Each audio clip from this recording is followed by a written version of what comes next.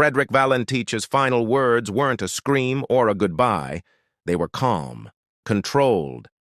"It's hovering, and it's not an aircraft." 17 seconds of static followed, metallic scraping sounds, then silence. No wreckage, no body, and 40 years later, still no answers. Frederick Valentich was 20 years old when he vanished over the Bass Strait. He wasn't an elite pilot, not even a seasoned one. In fact, by the time of his disappearance in 1978, he had logged just 150 hours of flying time. His record was mixed. He'd been rejected twice from the Royal Australian Air Force due to poor academic performance. He'd failed his commercial pilot exams. Not once, not twice, multiple times. He'd been warned for flying into restricted airspace. Reportedly, he once flew into a cloud on purpose, knowing it was illegal. But ask his friends and they'll tell you a different story. Meticulous, passionate, focused. This was a young man who lived and breathed aviation, someone who saw the sky not as a limit, but as the one place that made sense. Maybe that contradiction is where this story really begins. He believed in UFOs, not casually, not as a joke. It was an obsession. He read about them, collected newspaper articles, and studied alien sightings as seriously as his flying manuals. Frederick's father, Guido Valentich, would later say his son genuinely feared being attacked by one, and in October 1978, the skies above Australia gave him a final flight that would become legend. He rented a single-engine Cessna 182L Skylane. Registration VHDSJ, a reliable aircraft, recently inspected, fully fueled. More than 5 hours of endurance. The weather? Perfect. Clear skies. No wind, no turbulence. Visibility was excellent. The plan was a round trip to King Island. But something about the mission never added up. He told some people he was picking up friends, told others he was going for crayfish. Neither was true. There were no friends waiting, no seafood orders placed, and perhaps most telling, he never arranged for the runway lights at King Island to be turned on. It was an impossible landing.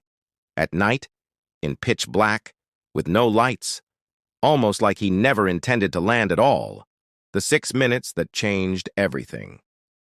At 7:06 p.m., something happened. Frederick's voice came over Melbourne Flight Service radio. His tone was professional, unshaken. "Melbourne, this is Delta Sierra Juliet. Is there any known traffic below 5,000? They checked. No traffic in the area.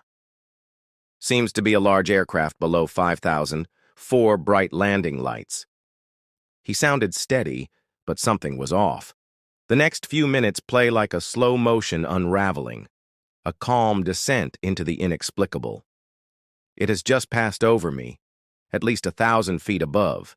It's playing some sort of game, flying over me 2-3 times and at speeds I could not identify. It's not an aircraft, his words, not ours, a green light, a metallic shape, shiny, silent. It hovered, then vanished, then returned. It's just vanished. My engine is rough idling. I've got it set. Thing is coughing. The aircraft's engine, suddenly unstable. Then the final words. The strange aircraft is hovering on top of me again. It's hovering and it's not an aircraft. Delta Sierra Juliet, Melbourne, 17 seconds. An open microphone, a low, metallic sound, grinding, scraping, no voice. Then, silence. Frederick Valentich was never heard from again. No mayday, no crash report, just a quiet, eerie break from this world. Within minutes, search and rescue was activated. Over the next 4 days, the Royal Australian Air Force and civilian planes combed more than 1,000 square miles of ocean. No wreckage, no signal, no body. Only an oil slick, which tests later proved wasn't from his aircraft. The official report from the Australian Department of Transport concluded only this: the reason for the disappearance is unknown. He was declared presumed fatal. But 5 years later, a small piece of something washed ashore. a cowl flap, a part of a Cessna 182 found on Flinders Island. Confirmed to match the manufacturing range of Valentich's aircraft. One clue, one part. That's all anyone ever found. No resolution, only reflection. Frederick Valentich disappeared on October 21st, 1978. And we still don't know how. A body was never found. Only a single part of the plane, a cowl flap, drifted to shore years later. No black box, no flight data recorder, no signal from the ocean, just 6 minutes of audio, his voice, a green light, a scraping sound, then silence. He left behind parents, a girlfriend, friends who described him as quiet, driven, and deeply fascinated by the unknown. He also left behind a case that remains unsolved, despite over 4 decades of analysis.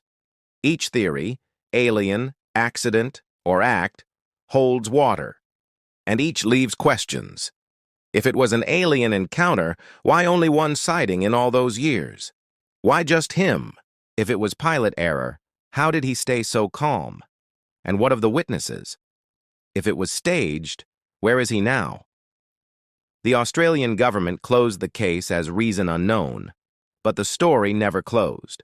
Today, his name is a fixture in aviation lore, in UFO circles, in crime documentaries, on conspiracy forums, but he was a real person, with real dreams. A young man chasing something, validation, escape, contact, maybe all of it. And in the end, he may have found it, or been lost to it. Whatever the truth is, it lies somewhere between the stars above the Bass Strait and the silence that followed. What do you think happened? Was Frederick Valentich taken by aliens, the sea, or his own mind? Let us know your theory in the comments. And if you want more true stories that feel stranger than fiction, subscribe and hit the bell. This was Cold Files, where the silence tells the story. 3 theories, 1 vanishing. Word count 1510. Let's pause. Because what we know now is that we know very little. So let's explore what might have happened. 3 dominant theories remain. Theory 1. He was taken. Frederick's final words describe a UFO, a green light, metallic, hovering, no known aircraft in the area. This wasn't just his imagination. Witnesses came forward. At least 20 people in the Cape Otway region claimed they saw a strange green light moving erratically through the sky that night. One man, pseudonym Ken Hansen, told police he saw a small plane, likely Frederick A.S., being followed by a larger glowing object. He wasn't alone. His 2 nieces saw it too. And then there's the photograph.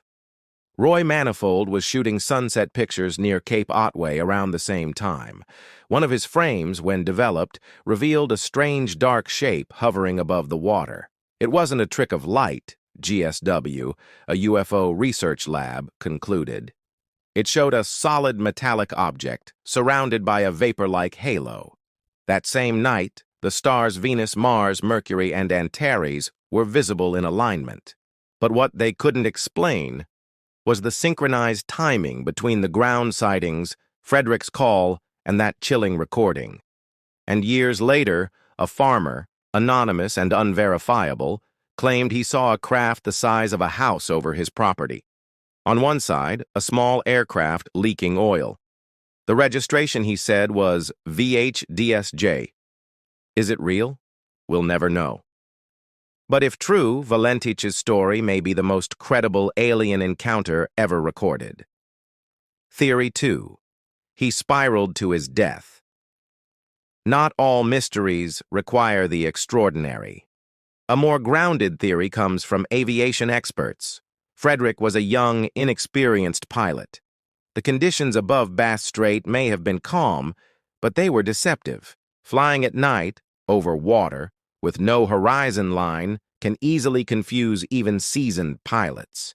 It's called spatial disorientation. Without visual reference, the human brain starts to lie. Up feels like down. Level feels like a turn. And if you correct for a turn that isn't happening, you start to spiral. A graveyard spiral. In this theory, Frederick misinterpreted celestial lights, the stars or planets, as a moving object. As his aircraft banked downward in a tightening spiral, the stars appeared to orbit him. That green light? A bright planet, seen through cockpit glass or haze, the engine coughing, G-forces cutting off fuel flow. The final scraping noise? The microphone striking something as the plane began to break apart mid-dive. It's clinical, logical, possible, but some things don't fit. He remained calm, coherent, descriptive. Would a disoriented pilot, seconds from a crash, still be narrating like that? And what about the people on the ground? The photograph? This theory makes the radio call a hallucination, an illusion of fear. Maybe it was, maybe not. Theory 3. He planned it. Then there's the third theory, the one that suggests he wasn't taken, or tricked, but acting. What if it was staged? He lied about his reason for the flight, didn't plan to land, carried life jackets for no one, had enough fuel to go hundreds of kilometers off course. Some think it was suicide. A final flight into the unknown, wrapped in a fantasy of aliens and mystery. Others believe he intended to disappear, start a new life, using the UFO story to distract investigators. One variation suggests he was inspired by Close Encounters of the Third Kind, which premiered 7 months earlier.